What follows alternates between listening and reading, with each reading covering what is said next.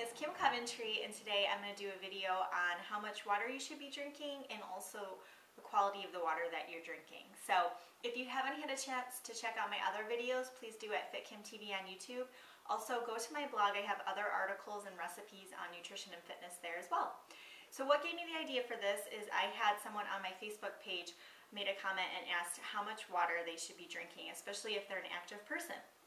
So it got me thinking, well, how much you drink is very important, but also the quality is important. So first I'm going to talk about how much, and then I'm actually going to do a test and show you the quality of water.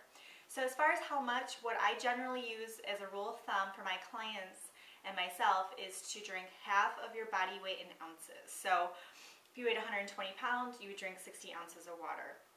Now, if you tend to eat a lot of fruits and vegetables, you can go ahead and reduce that a little bit, because fruits and vegetables are primarily made of water. To give you an idea, watermelon is 90% water, hence the name watermelon. And also, if you exercise, you're actually going to want to go ahead and add more to that. So I would add about 12 to 16 ounces extra of water for every 45 minutes to an hour of exercising. So I'm actually putting together an ebook right now, and I have a whole section on water in that. So I will make sure to post a link once that's done. Now, as far as the quality of your water, I've never really been into experimenting or doing tests and things like that. I remember our 8th grade teacher, I think his name was Mr. Nash, I'm not 100% positive. So if it wasn't, and you went to Richmond High School, post a comment with his name, because I cannot remember. But he was this crazy science teacher. He was so fun. He would like jump on the tables and he'd show us like how much fat was in Milky Way bars. I mean, it was crazy. And what I loved about it is he really got us to challenge the food that we were eating. He said, you know, you can't just assume everything's good for you. You need to do the research yourself. So he was really the first one that kind of turned me on to that kind of thinking. And then when I got my master's degree in nutrition, I had to do projects all the time and do different experiments. So this was one of them. So I'm going to go ahead and show you today. So as far as the water that you drink, there's two things I'm going to look at. I'm going to look at the pH balance, which is probably the most important part, and then also I want to look at how much chlorine is in the water. Depending on what kind of pH strips you get, you can test more than that. This one is a 6-way test, so you can test the hardness of the water, you can test the alkalinity of the water, all kinds of things. But just to keep it simple, we're going to stick with those two factors for today. So the very first item I'm going to do is tap water. Now, my tap water is from the city of Houston, and obviously it's a 4th or 5th largest city in the United States. So highly industrialized city. When we go up to Scott's parents' cabin in Wisconsin, their water is from a well. I'm telling you, the difference of doing this test would be night and day. They have very good, fresh well water. It tastes amazing, and it would probably score really high on the pH test as far as what you want your water to be. So I have city water, so it makes a big difference. So to do your pH test, what you want to do is take your strip, dip it in there really quick, hold it for 15 seconds at a horizontal angle, and then we're just going to go ahead and hold that, and then I'm going to sit it down. We'll do all of the tests, and then we'll compare the results. The second one is going to be filtered water, and I have Brita. There's also, you can do reverse osmosis water, which I think is amazing. It's a couple $100 system. Because we live in an apartment, we don't have it, but when we get a house, we'll for sure do that. Reverse osmosis is fantastic. Also, distilled water is amazing. I don't have any of that here. So I'm using filtered water. So I have Brita. So we'll go ahead and do our test for the filtered water. Dip it in. And I'm going to set these right in front of each glass so I don't get confused. And then the next one is going to be mineral water. And when I studied abroad in Europe, it was so funny because whenever you were at a restaurant, they'd ask you if you wanted water with bubbles or no bubbles. We always said no bubbles because we're not used to this type of water. Scott drank some of it last night to taste it, and he was like, spit it out. He said it's disgusting. So it was kind of funny. But some people love this. So this one's bubbly.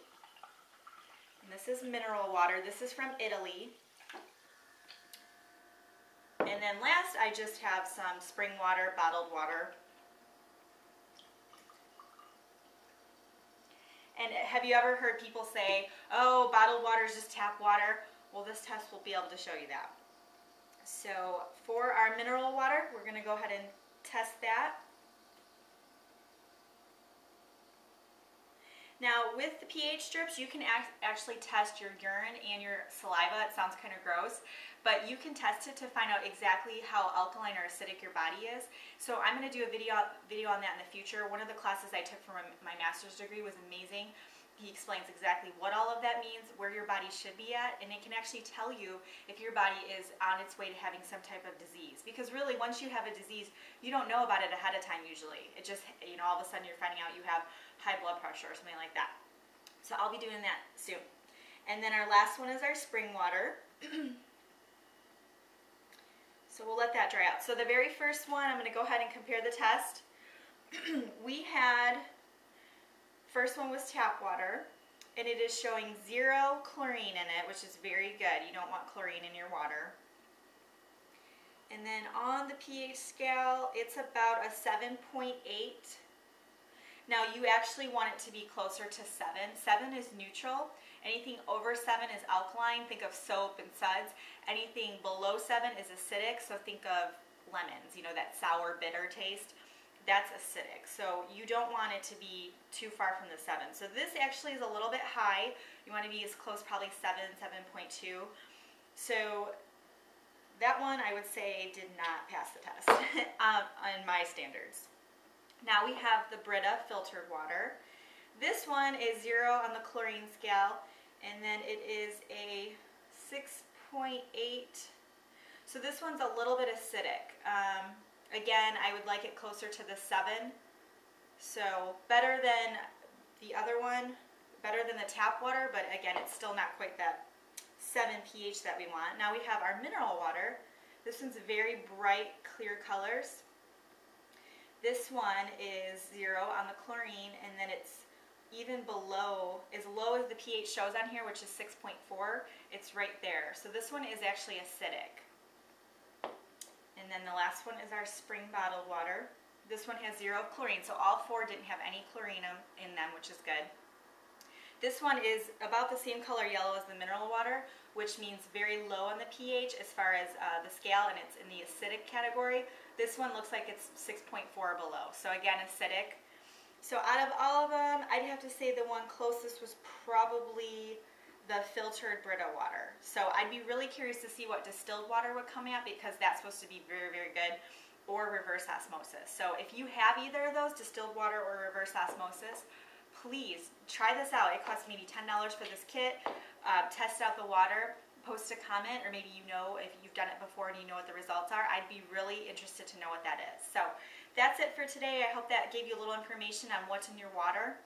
And again, I have an ebook coming out, and I have a whole section on water and some of the crazy things that can actually be in your water. So thank you for watching. If you like this video, please subscribe at FitKim TV on YouTube. Also, again, check out my blog at fitkim.com. Thanks for watching. Have a great day, and I'll see you soon.